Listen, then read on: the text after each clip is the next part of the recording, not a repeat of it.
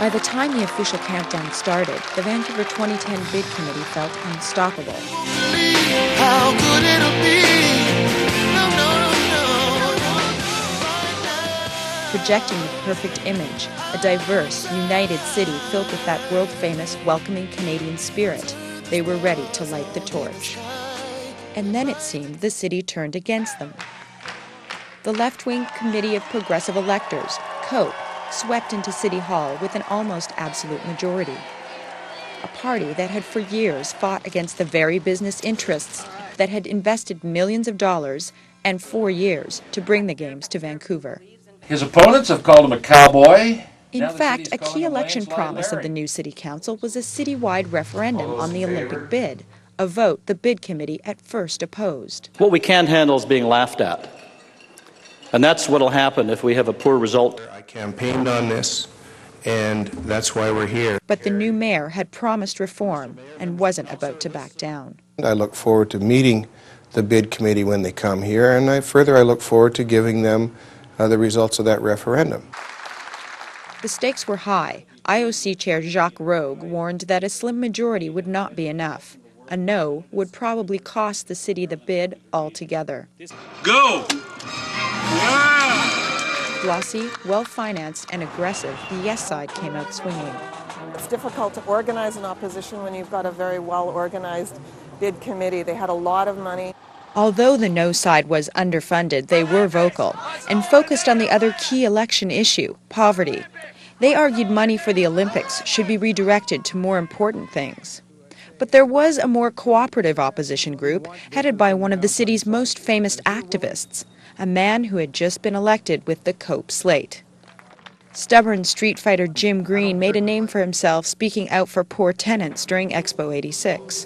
In 1986, in the downtown east side, we had 1,000 people evicted from their homes as a direct result of Expo 86, the World's Fair. We had several people that died as a result of the impacts of the eviction. Expo had taught Green about the limits of street protest. This time he wanted to try his hand at forcing change from the inside. He also wanted to make sure that from the very beginning that he would get what he wanted here, which was some protection for people who live in the hotels here, that they weren't going to be kicked out because of people coming for the Olympics. And he wanted some extra things. And the Olympics really is all about everybody leveraging what they want so that they can get the best deal for them. We set up a group called the Impact of Olympics on Communities Coalition, IOCC, to look at the issues and to bring up what we thought were the problematic aspects of the bid, and to also try to influence the bid both as critics, watchdogs, and participants. We need work. Right? We need local procurement so local businesses do well. We have to make sure that people aren't evicted. We need an anti-conversion and demolition bylaw. So all of these kind of things. How many of these things did you get? The majority. The vast majority we were able to win, and we feel very good about it. It's a different position than what I would have thought he would have taken. But Ellen Woodsworth was another of the new activist councillors elected. Here in support of everyone's right to affordable housing. She wasn't so sure the Olympics should be the priority it seemed to be for the city. From the day after the election, she says, pressure was on them to support the bid. when I stood up and spoke against the Olympics and voted against the Olympics, it was difficult. It's at a time when we're cutting back on health care, we're cutting back on education, we're cutting back on welfare. How can we be spending money on an event like this? If I thought that if we defeated the bid, that the provincial government would invest in health care, housing, employment, then I would have fought the bid to the death. I just don't believe that. I don't think that's the option. It's not how it works. Here's an opportunity to do something else, and I'm going to take every advantage of it because it will work for the people of Vancouver. Green had become the city's most visible Olympic critic. I believe there should be a referendum. The people of Vancouver and British Columbia get to vote on whether we should commit $6 billion to this or not. Just as the competition with Austria was becoming too close to call. We're a close second to Salzburg. It's a good position to be in. Green's group managed to negotiate an inclusivity statement for Vancouver's bid book. 90% of what we were after is in what's called the guarantee section. Now, with a referendum hanging in the balance, the bid committee needed Green more than ever. and he knew it. It was important to both the province and the federal government that the city was on side. Here I'm in a different position in that the people of Vancouver decided that I was a person they wanted to represent them. That gives me another level of power. The squat at Woodward's had become symbolic of the divide in the city between those who wanted the games and those who wanted to deal with other priorities. By the time the new Cope-dominated council took office, the cops had been ordered to disperse of the increasingly embedded crowd. The confrontation that took place here could have easily ended in violence, sending Vancouver into the final stages of the bid process divided. But after millions of dollars, the bid corporation wasn't about to let that happen, and a solution to the decade-long Woodward's problem was found. A solution that turned one of the Olympics' most potentially damaging critics into a bid booster almost overnight.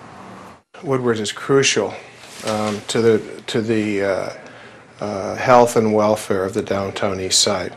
In addition to that, we believe that not only is it crucial to that, but we're trying to, along with the bid corporation, to make the Olympic Games socially responsible.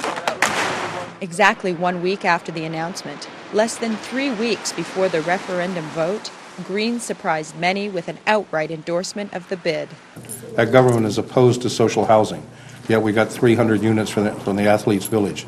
We got 100 for Woodward. So we're using, or I'm using, I shouldn't speak for others, our position here to try to make this the best city we can and the best Olympics we can. We've been trying to redevelop Woodward's for 15 years. And I had it at one time when I worked for the provincial government. I had it at one time when I was in the community. And now we've got it again. So by taking this circuitous route, I've been able to keep a lot of projects alive that I think would have been dead a long time ago if I hadn't done it this way. The no-bid camp seemed to pack it in after the Woodward's deal. Yes, 64%. No. And the citizens decided to vote yes. So I found that a good political learning, that you can inform people about what the costs are going to be, and they may still decide to go ahead and vote for it. By the time of the IOC visit, the opposition had effectively been reduced to some noisy street protest. The committee met with the remaining No Games coalition, but clearly gave a lot more credence to the referendum results.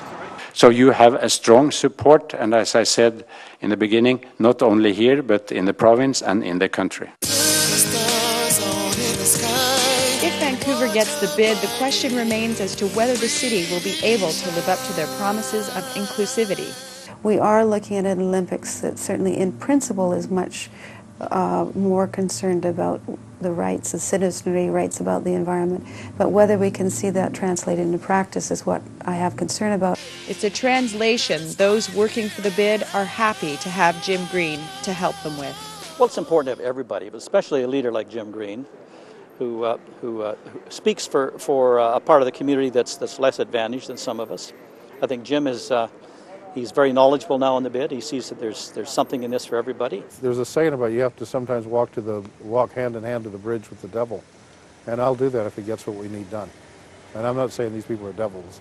I'm just saying I will work with anyone to advance the social issues for the people of Vancouver. Marcella Monroe, CBC News, Vancouver.